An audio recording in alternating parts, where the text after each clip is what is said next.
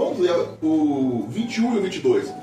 Mas ele falava do templo do seu corpo. Quando, pois, ressuscitou dos mortos, os seus discípulos lembraram-se de que lhes dissera isso e creram na Escritura e na palavra que Jesus tinha dito. Glória a Deus. Vamos lá em Apocalipse, capítulo de número 21, para nossa meditação, e versículo de número 22 e 23. Louvado seja o nome do Senhor. Aleluia. 22, 23, né? Exatamente. Apocalipse, capítulo 21, versículo 22 e 23. Glória seja dada ao Deus eterno. Aleluia, Deus. Santo é o teu nome. Aleluia. Hoje nós vamos passear pela Bíblia, viu, irmão? Vamos pegar de Gênesis a Apocalipse e tentar discorrer no plano de salvação que Deus tem para mim e para você. Glória a Deus. Diz assim, Apocalipse, capítulo 21, verso 22 e 23, diz: E nela não vi templo, porque o seu templo é o Senhor Deus Todo-Poderoso e o Cordeiro. E a cidade não necessita de sol, nem de lua, para que nela resplandeçam, porque a glória de Deus a tem alumiado, e o Cordeiro é a sua lâmpada. Glória a Deus. Pode ficar à vontade, tomar o seu lugar. Vamos falar um pouquinho aqui nessa noite sobre os textos apresentados. Irmãos, eu não sei se você já parou para observar, ou se já aconteceu isso com você, mas parece que nós, com o passar do tempo, nós vamos banalizando as coisas que não devem ser banalizadas. As coisas espirituais, a presença de Deus, a comunhão, o valor que você tem, a importância que você tem junto do reino, junto do ministério, junto da obra do Senhor. E sim, você tem um valor. É claro que nós fazemos, andamos apenas pela graça, pelo poder de Jesus, pelo poder do Espírito Santo. Só que o Espírito Santo usa a sua igreja. Aleluia. Logo, tanto eu quanto você, nas nossas áreas, nos nossos dons, com os nossos temperamentos, no nosso meio social, nós temos um valor, nós temos uma importância, e Deus quer nos usar dessa forma. Mas parece que o tempo vai passando, e passa um ano, e passa dois, e passa três, e nós vamos banalizando as coisas que realmente têm valor. Hoje eu estava lá no banco, por exemplo. Imagina se você tivesse que ficar num ambiente onde tem uma pessoa armada, e não é a polícia. Você iria ficar bem tenso, não ia? Só que no banco ninguém fica tenso comigo armado. Por quê? A arma que eu estou portando no coldre mata igual qualquer outra. Só que as pessoas já se acostumaram comigo naquele ambiente. Eles sabem que eu sou um funcionário, que eu não posso dar tiro em ninguém e que eu não posso nem tratar mal. Senão eu vou ser repreendido e posso até ser desempregado. Então, mesmo eu estando armado, as pessoas às vezes se comportam de forma agressiva e grosseira comigo e com os demais vigilantes que ali se encontram. Por quê? Eu tenho poder de matar qualquer um ali com a arma? Sim, mas só que eles já acostumaram. Por que eu estou trazendo essa reflexão aqui para você aqui? Porque aquilo que está na palma das suas mãos através de uma oração é poderoso para destruir barreiras espirituais, muralhas espirituais. Só que nós nos acostumamos a acordar e ao invés de orar, olhar no celular. Nós nos acostumamos no dia a dia, em vez de desligar de tudo, tirar um tempo para o Senhor, a gente troca de roupa, vai para o serviço, tem que bater ponto, tem que produzir, tem que fazer, hora de almoço, uma hora corrido, às vezes tem que sair na hora do almoço para resolver outra coisa, para voltar, ir para trabalhar de novo, para bater o ponto, para ir embora, para ir para casa, tomar banho, lavar roupa, arrumar cabelo, ir para a igreja e acaba o culto, e vou dormir, estou morto de cansado, e a minha oração dura 10 segundos. Senhor, tu sabe todas as coisas. E apaga. É desse jeito. E nós viramos o quê? Um celular que quando a bateria descarrega nós temos que correr para a tomada? Nós viramos um objeto? Nós viramos o quê? Algo morto? Que é vivo ligado a algo terreno? Não. O Senhor tem um plano para mim e para você. Amém. E o plano que Deus tem para mim e você, ele não começou hoje. Deus não acordou e falou assim: acabei de ter uma ideia aqui. Hoje, dia 31 de julho, eu vou lá na igreja resgatando feridos, fazendo uma obra na vida daqueles irmãos. Deus é eterno. E quem é eterno não tem início. E quem é eterno não tem fim. Então a obra salvífica de Jesus aqui na terra, na humanidade, incluindo eu e você, ela não teve início. Ela também não terá fim. Nós estamos na terra de passagem, mas o nosso corpo tem data de nascimento, o nosso corpo terá uma data de morte, estará escrita numa lápide. Mas o nosso espírito, ele nasceu em Deus, ele veio lá da eternidade. Aleluia. E sobre isso eu quero falar. Eu quero falar hoje sobre o tema da queda à redenção. Aleluia. Deus está presente quando Adão e Eva caíram, quando eles foram tentados, quando Satanás roubou a comunhão que havia de uma forma tão linda e inocente entre nós e o Criador. E Deus também, ele esteve presente durante toda a caminhada, e ele sempre estará perdido conosco. Quando nós observamos que Adão e Eva, eles foram criados à imagem de Deus, sem pecado, na pureza, Deus tinha a oportunidade e eles tinham o privilégio de caminhar com Deus, de ouvir Deus, de uma forma igual vocês estão ouvindo a mim.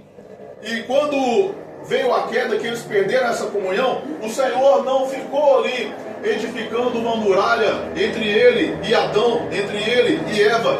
Ele foi encontrar com Adão e Eva exatamente da mesma forma. A Bíblia diz que na viração do dia, o Senhor apareceu no jardim para conversar com Adão e Eva. E depois que Adão e Eva pecaram, Deus foi da mesma forma na viração do dia. Só que Adão e Eva tinham se escondido. E Deus falou assim: por que vocês se esconderam? Não, porque nós estamos pelados. Mas quem falou que você está pelado? Quem trouxe essa consciência a vocês que vocês estão nus? Não, aí começou desculpa daqui, barrigada de lá. A mulher que só me deu, ela me deu um negócio para me comer aqui. A hora que eu comi, eu entendi. Oh, mas você comeu? Né? Foi a mulher que só me deu. Mas quem mandou você comer? Foi a serpente que o senhor criou. Ninguém assume culpa. As pessoas colocam sempre a responsabilidade no outro. Ai, que foi a serpente, ai, que foi a Eva, ai, que foi isso, aquilo. E Deus ali repreende eles severamente. E nós conhecemos o que acontece. Eles foram expulsos daquele jardim que Deus havia plantado no Éden. E começam agora a padecer por dores, começam agora a ter que trabalhar, começam agora a ter que produzir seu próprio alimento. A mulher, em meio a dores, dá à luz a filhos e até produz abrolhos. Aqueles animais que eram tão dóceis, que estavam sempre ali na presença de Adão, agora ele começa a olhar para o leão, vai fazer um carinho no leão, quase que o leão come ele inteiro. Agora ele vê um urso ali e fala: ó, que bonitinho, ursinho, vai passar a mão nele, ele mete a garra nele e rasga ele no meio. Porque antes da queda os animais não tinham essa ferocidade, mas agora a terra toda está corrompida. O pecado do ser humano, ele não vem simplesmente para tirar as vestes espirituais sua. O seu pecado não deixa apenas você nu. Ele não prejudica apenas você. O seu pecado, a sua vida distante de Deus, a sua negligência em buscar as coisas espirituais que já estão liberadas para você, não vai trazer um prejuízo apenas para você, mas para todos que estão ao seu redor. Primeiro, sua família. Depois, seu meio social. Depois, aquele macumbeiro lá do filho do Satanás que poderia ser alcançado por você, mas não é alcançado porque você não está interessado. Então, nós vimos aqui da queda à redenção. Deus tem falado com o homem o quê? Eu quero habitar junto com você. Aleluia, Deus. Na viração do dia, no amanhecer, ao anoitecer, eu quero habitar junto com você. O Senhor não gosta, não, irmão. Deus não tem muita coisa de humilde. Aliás, ele não tem nada de humildade. Quando Deus quis fazer um aquário, ele fez um oceano. Pouca coisa, né? Mas Deus não nos coloca, nós, seres humanos, como um aquário dentro de uma caixa para ficar sentados observando, de vez em quando jogar raçãozinha por cima. Ah, eu quero aquela raça ali de ser humano. Não, aqui nesse aquário eu quero aquela raça ali. Não. Nós não estamos aqui para entreter esse Deus. Nós estamos aqui para sermos um com esse Deus. E Deus começa agora a arquitetar o seu plano. É claro que arquitetar não, ele começa a colocar em execução o seu plano, que já estava arquitetado desde a fundação do mundo. Então, Adão e Eva começam a gerar filhos, e os seus primeiros filhos ali, um mata o outro, e a maldade começa a se multiplicar de uma forma gigantesca sobre a terra, e o ser humano, ele cai, ele se corrompe, o ser humano, ele vira as costas para Deus, a natureza do ser humano passa agora a ser pecaminosa, a natureza do ser humano agora faz com que ele vire as costas para Deus. É assim ou não é? A minha natureza é a sua natureza, irmão. A nossa carne não quer Deus, irmão. E por que a nossa carne não quer Deus, irmão? Porque a nossa carne não vai para o céu. Essa carne, para entrar no céu, segundo a Bíblia, em 1 Coríntios capítulo 15, 52, ela precisa ser transformada e revestida de incorruptibilidade, porque do jeito que ela está aqui, ela só vai para o buraco. Mas a sua alma que quer Deus, ela vai para o céu. O seu espírito, ele vai voltar para o Pai. Então o seu espírito quer orar, o seu espírito quer jejuar, o seu espírito quer ler a palavra, o seu espírito quer crescer, o seu espírito quer produzir. Mas a carne, aquele irmão não está moendo direito, eu não quero ir para o culto. Ah, mas eu estou tão cansado, na Netflix tem uma série boa. Ah, mas eu preciso trabalhar fazendo essa para alcançar aquilo. E nós, segundo a própria Bíblia Sagrada, militamos o tempo todo entre carne e espírito. Existe uma guerra que você não está se atentando, às vezes, não está enxergando. Entre o bem e o mal, entre Satanás e Deus, como se Deus tivesse que equiparar a força com Satanás, sendo do mesmo nível, mas não é. A batalha, meu irmão, é entre você e Satanás. Não tem aquele louvor? O nosso general é Cristo, seguimos os teus passos, nenhum inimigo nos resistirá. General não vai para a batalha, general dá ordem. É verdade. Quem vai para a batalha é o soldado. Pega a arma aí, meu filho, pega o escudo aí, pega a espada e batalha. O Senhor está num patamar acima e nós estamos aqui em patente igual a Satanás. A Bíblia diz o quê? Resistir ao diabo na fé e ele fugirá de vós. O que é resistir? É o diabo chegar e bater na sua porta, você estufar o peito e falar assim, aqui não, Satanás. Aqui não. Mas eu vou te matar. Então mata agora que eu quero ver. Você não é bom? Mata agora. Aqui eu tenho o general. Resistir. Tem pessoas que falam assim, vamos juntos adorar o Senhor, como se o louvor fosse adoração. Mas não é nem aqui nem na China, irmão. Você pode adorar ao Senhor com um louvor? Pode. Agora, louvor é adoração? Não. Adoração é quando você tem a oportunidade de pecar e não peca. Adoração é quando você tem a oportunidade de ser o fofoqueiro usado lá pelo Satanás do inferno, mas você resiste e não fofoca. Amém. Adoração é quando você tem a oportunidade de ficar com o celular cheio dos contatinhos assim, mandando as fotinhas esquisitas. E não, mano. Adoração é quando você nega a si mesmo. Amém, Jesus. Adoração é quando você renuncia ao pecado. Tem pastor que sobe aqui, enche o peito e fala, não tem nada pra você não, irmão. Se não tiver ninguém, desviado, irmão. Ninguém vai pro deserto. Vou lá no deserto com a bola. Ninguém vai não. Vou lá pro deserto agora, fazer sei lá o quê. No deserto não tem nada, ninguém vai. Quem quer jogar bola vai pro campo, quem quer nadar vai pro rio, vai pra praia, vai pro clube.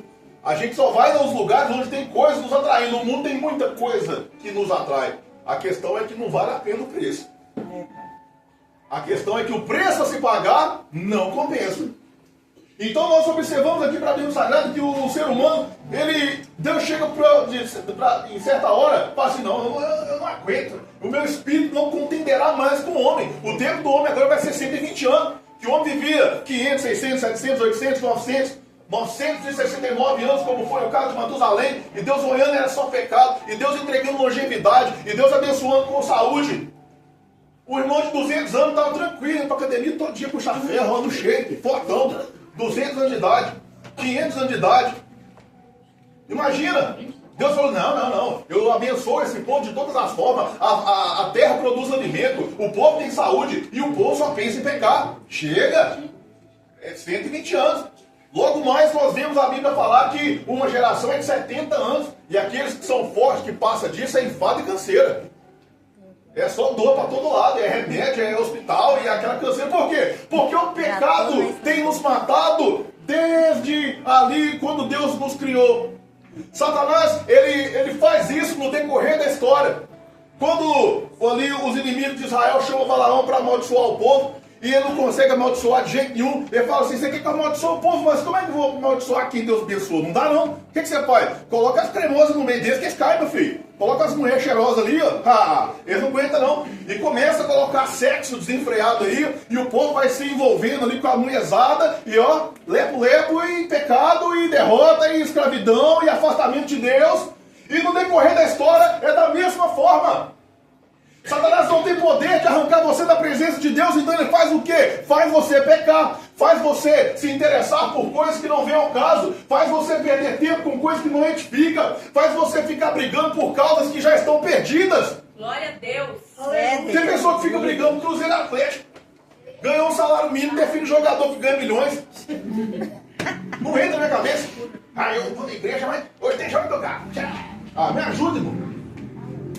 Eu não vou nem entrar em questão política, porque aí vira uma coisa pior ainda. Ideologias, e a pessoa brigando. Mas eu nunca vi ninguém aqui. Hoje é eu que vou lá para a praça do encontro e vou entregar panfleto. Nunca vi. Você não vai não, eu estou na escala para evangelizar e eu não quero saber, e ninguém vai evangelizar no meu lugar. Nunca vi. Quem vai na oração de segunda-feira, pastor? Só que lute. Eu que vou puxar a oração de segunda-feira. Quem já fez isso? Não, pastor, eu preciso crescer no ministério também. É só você que vai falar em línguas, eu também vou ser batizado. E você não veio na minha frente, não, eu que vou. Glória a Deus. Ninguém briga por coisas que valem a pena. Oh, Deus, é verdade. Ninguém briga para se edificar. Ninguém briga para crescer na inteligência, no conhecimento. Ninguém briga para receber dom. Ninguém briga, não. Mas por coisa fútil. Por coisa que vai ficar. Por coisa que rouba a comunhão, que rouba a presença, que rouba o Espírito, que rouba o dom. O povo quer brigar. Meu irmão, desde que Deus colocou o ser humano aqui no jardim, Satanás está tentando contra você, contra a sua família, contra seu filho, contra a sua posteridade. E nós estamos perdendo tempo com coisa pouca. Glória a Deus, é verdade, Jesus. Nós estamos perdendo tempo com coisas que passam. Meu Deus. Nós precisamos observar. E Deus está aqui, ó. Deus está aqui. 1 ano, 10 anos, 1000 anos, 5.000 anos, 6.000 anos. E Deus está aqui, vai passando o tempo, e o povo por pecado, vendido como escravo, e vem ali no Egito, o povo que era chamado para ser referência para a humanidade, agora tem que ficar ali no sol quente produzindo tijolo para o ímpio. O povo chamado para governar, tem que ali, mas eu estou com fome, está com fome? Então toma chicote. Tá. Mas eu estou precisando de uma palhazinha melhor aqui. Você precisa de palha? Tá, chicote pro lobo. Mas eu estou precisando dessa benção aqui, que eu estou só pele e osso aqui. Não, você está no shape, chicote. Tá, no lombo. E o povo que foi chamado para produzir, o povo que foi chamado para edificar, o povo que foi chamado para governar, o povo que foi chamado para possuir a terra não passa de escravo. Pai. Nós somos chamados, irmãos, para ser referência no mundo. Nós somos chamados para apresentar Jesus Glória ao a Deus, mundo. aleluia, Jesus. Nós somos chamados para ser aqui referência de comportamento, de pessoas que são inteligentes, de pessoas que produzem, e nós estamos aqui defendendo coisas que não é o caso. Resultado, nós temos sido escravos do sistema, nós temos sido escravos do pecado, nós temos sido escravos do inferno. Mas hoje, eu creio que se existe alguém que ainda se encontra com grilhões, nem que seja quando nós louvarmos aqui como Paulo e Silas, as cadeias vão cair, as prisões vão cair ao chão, e Deus vai descer como um terremoto aqui, e trazer a liberdade para aquele que está em cativo. Deus nessa noite quer falar com você. Abra os seus ouvidos espirituais e ouça o que Deus tem trazido para você, meu irmão. Aleluia! E o tempo vai passando, e o povo começa a ser escravizado, e o povo começa a passar fome, e o povo começa a morrer, e o povo começa a sofrer. E quando o povo sofre, Senhor, tem misericórdia de mim. Senhor, ouve atentamente o nosso clamor. Senhor, eu não estou aguentando mais, meu Deus, por que eu estou passando por isso e aquilo? Senhor, eu preciso de um milagre. É verdade, Jesus. Mestre, eu preciso de um milagre. Quando vem a dor, vem o clamor. Quando vem a prisão espiritual, a frieza espiritual, quando você vai dormir e sente uma presença maligna no seu quarto, você não mexe, não pescoço, você que é o bravo, o macho, o cheio do fogo, da brasa, a tocha. Olha que sente do quarto, 3 horas da manhã, uma presença maligna que você não consegue olhar nem pro lado assim, mas meu Deus, tem misericórdia, Senhor. Aí vem a oração, aí vem o clamor, aí vem o jejum. Glória a Deus. Aí vem a música. E Deus, como bom pai, ouve lá de cima para nós aqui, igualzinho menino, igualzinho criança, igualzinho bebê. Olha lá, caiu, voltou com o joelho ralado. Vem cá, meu bebê. A Bíblia diz que Deus ouviu o clamor do povo. E Deus desce para livrar o povo. E Deus levanta um homem para libertar o povo, que é Moisés. E Deus chega para Moisés, fala: Moisés, pega esse cajado e joga no chão. O cajado vira uma cobra. E para Moisés está tudo certo. O cajado virar cobra é coisa normal. Afinal, ele vê isso aí todo dia, talvez, né, na mente dele. E fala com Deus assim: vou nada, Deus. E eu? Falar com o faraó? Não, eu sou gago. Eu vou lá falar: Moisés, Deus não aceita o seu não. Deus não aceita a sua recusa. Deus tem um chamado na minha vida, mas eu estou aqui, eu não quero, não. Eu vou orar para Deus tirar isso de mim. Deus, tira isso de mim. Glória a Deus. Pai. Meu Deus. Quem nós achamos que somos para tentar convencer a Deus a mudar o plano que é dele? Deus poderoso. Quem nós achamos que somos? Aleluia. Abandonar nossos ofícios, nosso cargo, nosso chamado. Quem nós achamos que somos? Porque Moisés, que Deus chegou para ele e falou assim: Moisés, sabe, vou matar essa praga desse povo. Não aguento, vocês me dão trabalho demais. Moisés chega para ele e fala assim: Senhor, mata não. O que o povo vai falar do Senhor? Só tirou o povo lá do Egito para matar aqui no deserto? O povo vai falar que o Senhor é um Deus mau. Moisés, você está certo. E ouve o conselho do homem. Mas quando no início do chamado, Deus mostra ali Moisés sinais, coloca sua mão dentro da túnica e ele põe, e agora tira, ele tira, e a mão estava leprosa. Agora põe de novo, ele põe, e quando ele põe, ele tira, e a mão estava saudável de novo. Ele assusta com aquilo ali. Não nada, Senhor. Meu queixo é pesado. Menino, mas você vai. Você dá conta de falar: não, eu envio Arão com você. Mas que você vai. Não, mas eu vou chegar para o faraó e vou falar o quê? Irmãos, Moisés não tinha que chegar no pai dele. Moisés não tinha que chegar no amigo de infância dele, dar um abraço. E aí, vem cá falar para você de Jesus. Não, Moisés tinha que chegar para Faraó. Faraó, com plena certeza, Moisés já sabia que queria arrancar a cabeça dele. E Deus falou assim: você vai. E Moisés falou assim: Senhor, não dá para ficar arrumando essas confusões não, Deus. Você vai lá. E depois Moisés vai. E o que acontece? Um homem foi usado para libertar aproximadamente 1.710.000 pessoas do Egito. Você tem noção do que é isso, irmão? Se o pastor chegar aqui e te dar 20 pessoas para você cuidar, você deprime no primeiro mês. Eu não aguento, não. Aqui tá me ligando de madrugada. Aqui as meninas aborrecidas demais. Como é que você aguenta? Agora você imagina 1.710.000 para um homem só. Nem Moisés aguentou. Chegou a certa hora, ele falou: não estou aguentando mais não. Aí Deus falou assim: não, separa 70 que serão cheios do Espírito Santo, e o que é em você eu vou repartir. Então Deus vai e começa a usar outras pessoas para ajudar Moisés. Mas essa irmã aqui, além do cabelo mais chique, ela é de Deus por isso. Ela é demais. Obrigado, irmão. Porque eu estou pregando, eu nem lembro que eu estou suando, irmão. Mas bora lá. Né? Eu estou espiritual, eu volto para cá, misericórdia, vamos voltar para o Espírito. Agora Deus começa, na primeira vez na história, a construir um templo para que ele pudesse habitar de uma forma mais acomodada, não sei se seria essa a palavra, mas litúrgica, talvez seria uma palavra melhor, entre o povo. Porque Deus já estava no meio do povo? Estava. Vai lá, Moisés, toca no mar, e o mar vira sangue. Vai lá, Moisés, estende o cajado na poeira, e ele estende e a poeira vira piolho. Vai lá, Moisés, faz isso. E assim vem todas as pragas do Egito, e Deus pesava a mão de uma forma grandiosa sobre aqueles que eram inimigos do seu povo, porque o seu povo estava clamando. Só que agora Deus falou assim: não, agora vamos fazer a coisa organizada.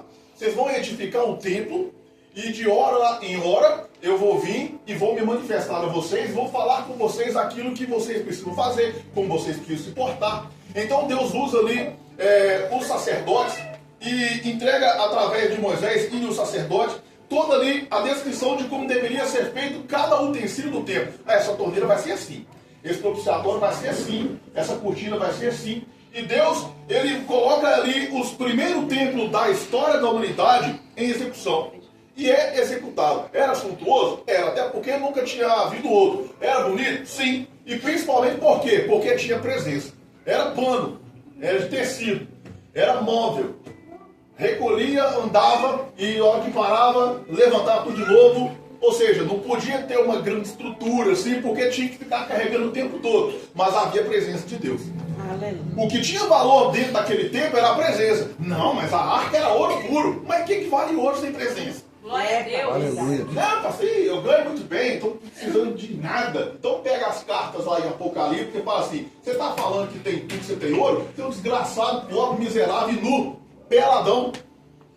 Vai comprar colírio de mim para ungir seu olho para você enxergar, não vale nada sem presença. Dinheiro, nada desse mundo. Relacionamento, cargo, influência, prestígio, não vale nada se não houver presença. Mas enfim, o primeiro templo agora edificado, a presença de Deus era notória. O povo andava por meio do deserto e Deus andava com o povo, e de dia tinha coluna de fumaça e de noite tinha fogo. E a presença de Deus era notória para qualquer pessoa, não era algo espiritual, era algo visível, era algo tangível, tanto para bem quanto para mal. Se alguém entrasse na presença de Deus ali, no Santo dos Santos, sem pecado, ele iria morrer. Então, nós vimos aqui esse segundo templo e durou 400 anos. O primeiro templo que Deus estabeleceu, junto com o homem, durou 400 anos. 400 anos após Deus edificar o templo, Davi teve uma brilhante ideia. Eu estou morando em palácio, a minha casa está perfeita, Deus tem me abençoado de forma grandiosa. E Deus habita em tenda? Deus habita em meio de cortina? Não, eu vou fazer o templo para Deus. Davi era o rei que a Bíblia chama de homem segundo o coração de Deus. Mesmo que loiou a mulher bonita lá e falou assim, potência, eu tenho. Era casada? Não, mas eu sou rei. Mas ela tinha ali um compromisso ali, o marido dela era um oficial direto do rei, fiel, estava em batalha, mas eu sou rei. Quando você insiste em ser o rei da sua vida, você só vai fazer coisa errada. Quando você insiste em ficar na rédea da situação ali, não vai dar certo.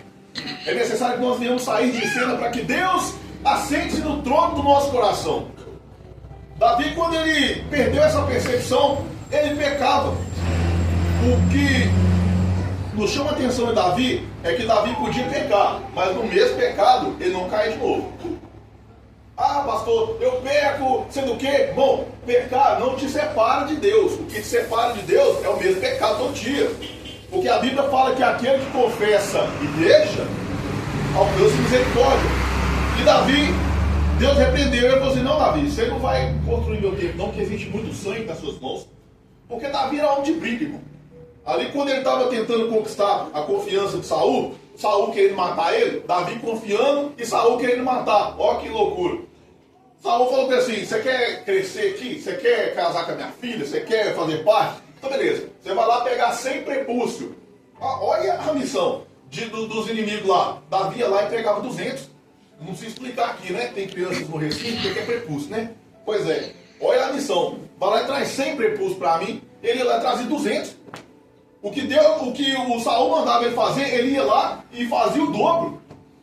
Então eu vou ter muito sangue na sua mão, o seu filho vai edificar para mim. E agora o segundo templo, extremamente suntuoso, extremamente luxuoso, é edificado na humanidade. Não tinha um templo em cada esquina. Não tinha sacerdote da igreja pentecostal, sacerdote da igreja neopentecostal, o sacerdote da igreja tradicional. Não tinha o sacerdote Calvino, Armínio, John Hus, John Wesley, nada, não tinha nada disso. Era o templo e só. Então, a presença de Deus desceu de uma forma tão gloriosa que Salomão falou assim quando foi inaugurado. Vamos fazer um sacrifício aqui, coisa pouca aqui. Pega 1000 boi, só para nós começar aqui o esquema. E mata 1000 bois. E a presença de Deus veio de uma forma gloriosa. E esse templo era referência mundial. E tinham 2 colunas na porta dele, que eram todas revestidas em cobre, que todas polidas e brilhando, quando batia a luz do sol, elas reluziam. E o nome era Jaquim e Boaz. E todo mundo sabe que nomes na Bíblia Sagrada, eles têm um significado muito forte. E o nome Jaquim e Boaz, Jaquim, nele está a força. Boaz, ele estabelece. Você é o templo do Espírito Santo hoje. Aleluia. Tem gente falando assim, eu não vou na igreja não, porque a igreja sou eu. Não, a igreja não é você. Você não é igreja nem aqui, nem na China. Você é um templo do Espírito Santo, que em comunhão com outros pequenos templos do Espírito Santo, compõe a igreja do Senhor. Então sozinho você é só o membro que foi cortado da mão. Vai apodrecer e morrer rapidinho. Você precisa estar inserido no corpo, para fazer parte do corpo de Cristo. Pois bem, Nós precisamos de ter essa coluna. E essa coluna agora estava escancarada numa mensagem ali, brilhando para quem olhasse de longe. E o tempo vai passando. E o tempo vai passando. Por quê? Porque o povo fez o quê? Pecou de novo. Já estou aqui em crônica, já passando aqui por várias servidões. Nós já passamos aqui por várias lutas. Mas quem dera que eu tivesse tempo, né, para decorrer sobre cada povo, cada período. Mas enfim, o povo volta a pecar, e o povo que agora tinha um templo gigante, o povo que agora tinha a presença de Deus constante, o povo agora cativo para a Babilônia como escravo. Por quê? Porque você pega na Bíblia e fala, e o povo voltou a fazer o que era mal. Eu sou abençoado, rapaz, aqui diabo não treta não. Irmãos, a primeira vez que Sansão pecou não aconteceu nada. A segunda vez que Sansão pecou, não aconteceu nada. Até um belo dia que ele estava deitado no colinho da cremosa, acordou careca. E não tinha força para mais nada. E foi vendido como escravo. Cego. Virou chacota para os seus inimigos. Você pecou hoje, fique tranquilo. Não acontece nada não. Mas se você normalizar o pecado, a sua queda já está pronta, a sepultura já está aberta, o fracasso já está vindo a galope para a sua vida. Nós precisamos vigiar. Agora no terceiro tempo, 48 anos após o povo, o grande rei Ciro, ele invade ali a Babilônia e ele domina o rei Nabucodonosor, e ele subjuga aqueles reis. E ele entrega, está registrado no livro de Esdras, ele entrega ao povo a liberdade de voltar para Jerusalém e fala assim, ó, você pode ir lá e reconstruir seu templo, restabelecer a adoração. Engraçado que existem muitos livros da Bíblia que eles não estão numa sequência certa, só que eles são contemporâneos. Por exemplo, o que eu estou falando para vocês aqui está no livro de Esdras, em Isaías 45 também relata quando Deus chama Ciro. Você não me conhece ainda, mas eu estou te levantando. Tem pessoas que Deus levanta que nem é crente, mas levanta para abençoar a mim, ou a você, ou a uma igreja, ou a um povo. Porque Ciro não tinha conhecimento do poder do grande Deus, mas Deus usa ele para libertar o povo, subjugando Nabucodonosor e o reinado babilônico. Então, quando ele volta ali para Jerusalém, o povo, e o rei Ciro fala assim, vai lá e reconstrói, vai lá, restabelece o louvor, vai lá, como diz o irmão Lázaro, né, que louvor, até me veio à mente aqui agora, acaba com o show, restaura o louvor, vai lá e faz o que vocês querem. Então, o samaritano começa a arrumar uma indaga danada com o povo ali e atrapalha a reconstrução do templo. Logo no capítulo 3, o rei Dário, que veio logo após o rei Ciro, reafirma, não, vocês podem ir lá que eu estou liberando, reconstrói o templo. No meio do caminho tem tropeço.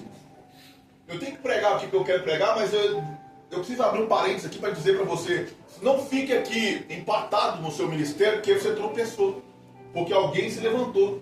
A minha esposa, eu estou falando que ela está a corra mais linda dirigindo o culto aqui para ela, porque o que é fácil para mim ou para outros irmãos aqui, para ela é difícil. Ela fica insegura, tem medo, sei do quê. Aí ela fala comigo assim, mas se alguém falar mal, você fala igualzinho o pastor Tiringa, que te lasque.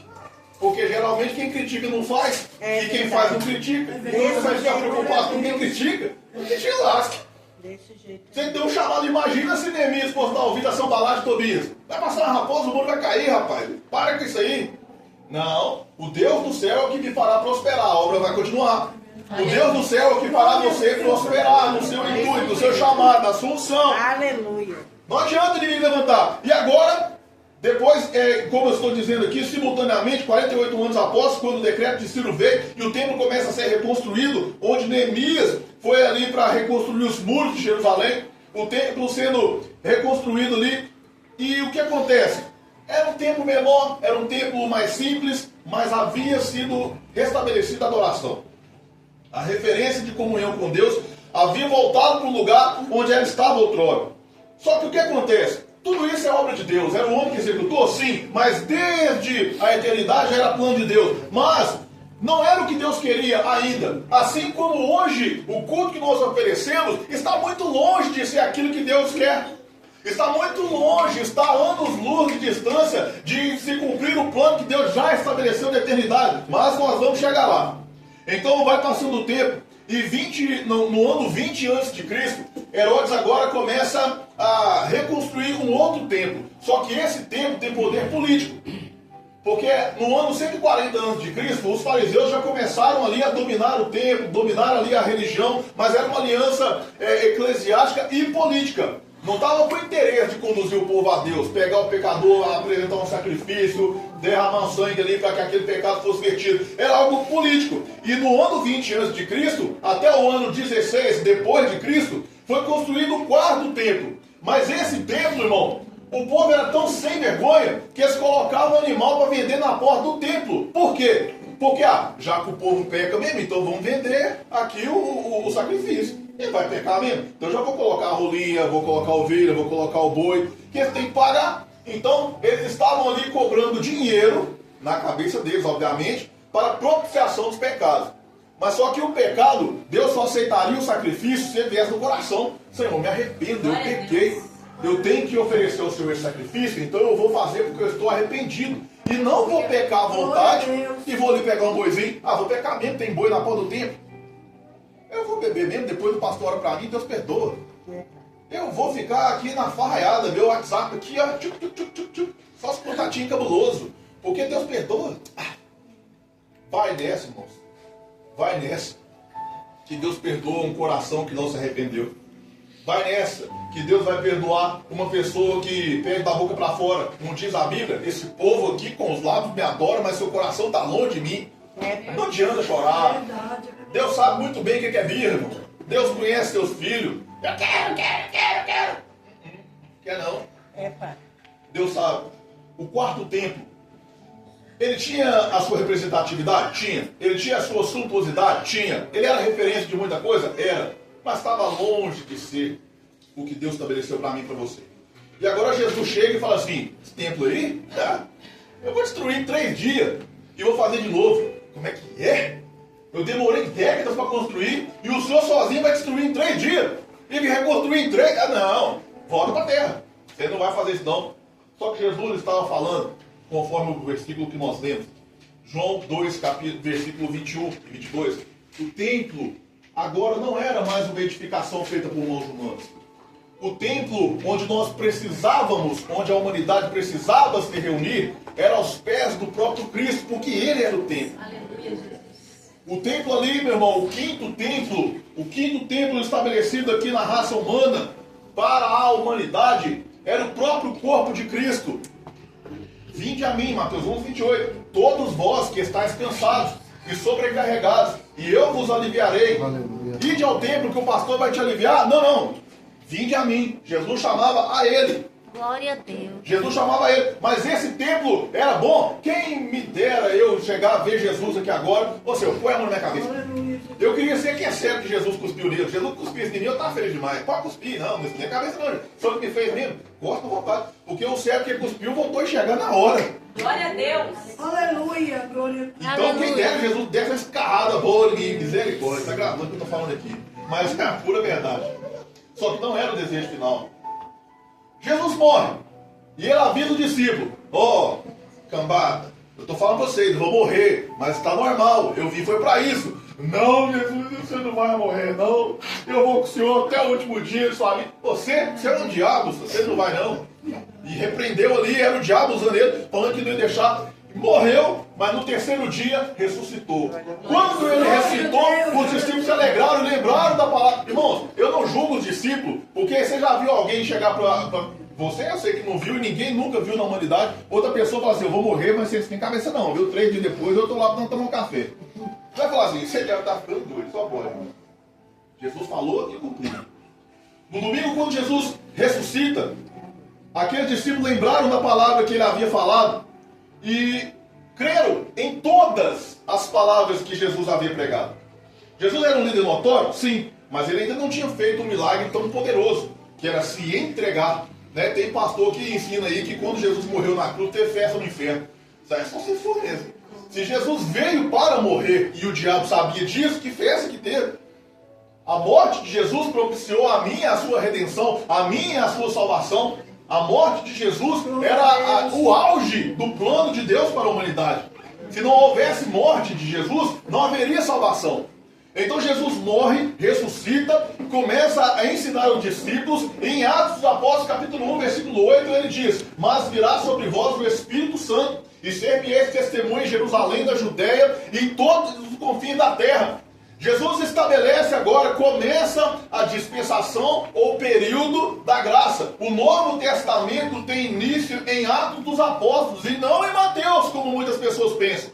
Não, pastor, Mateus, Marcos e João é Novo Testamento. Não, não é não.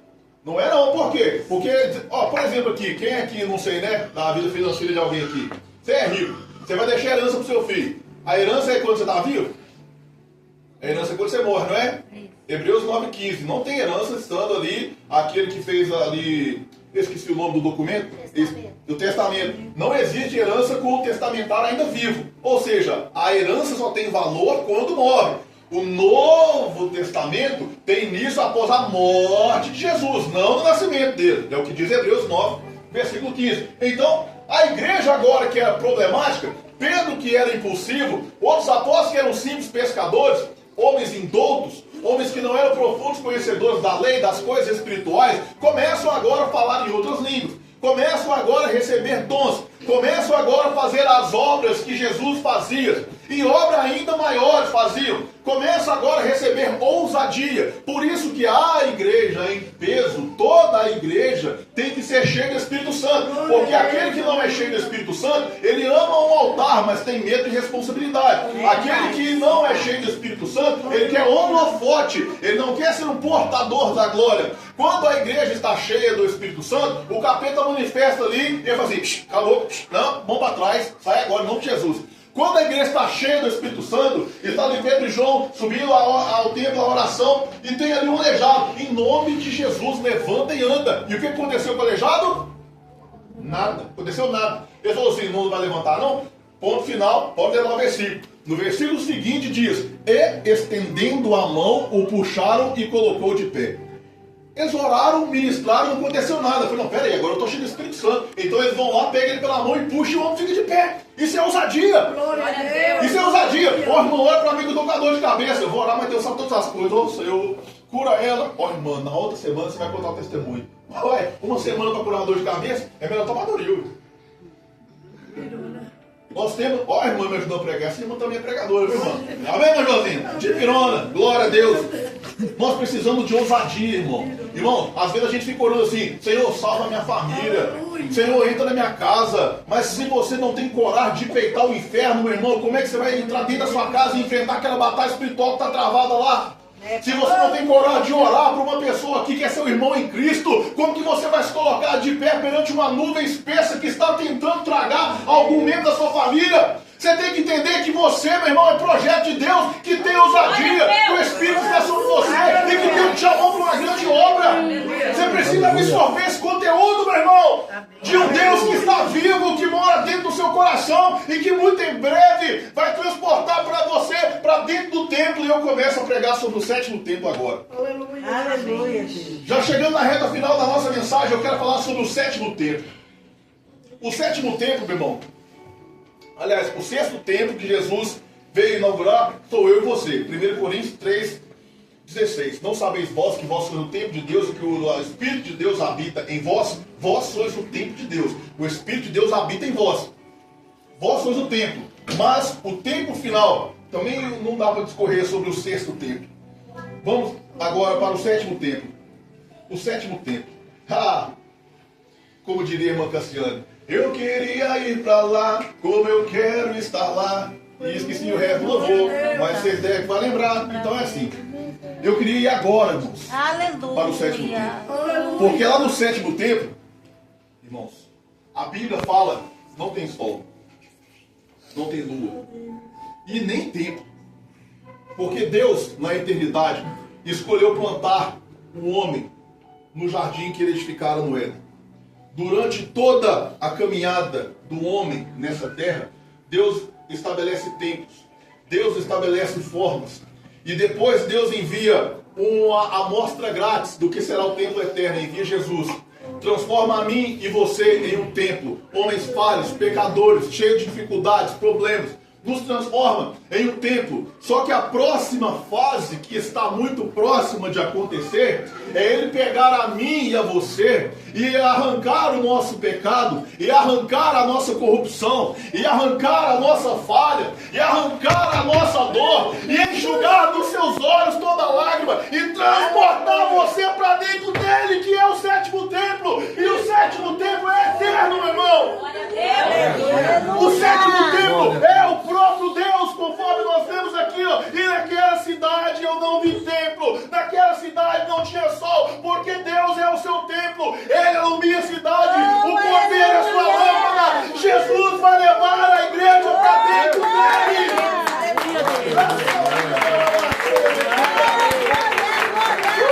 Glória a Deus. Glória, aleluia. Louvado seja o nome do Senhor. E a igreja fica aqui, oh meu Deus, eu estou passando luta. Passa a luta então, irmão. Chora.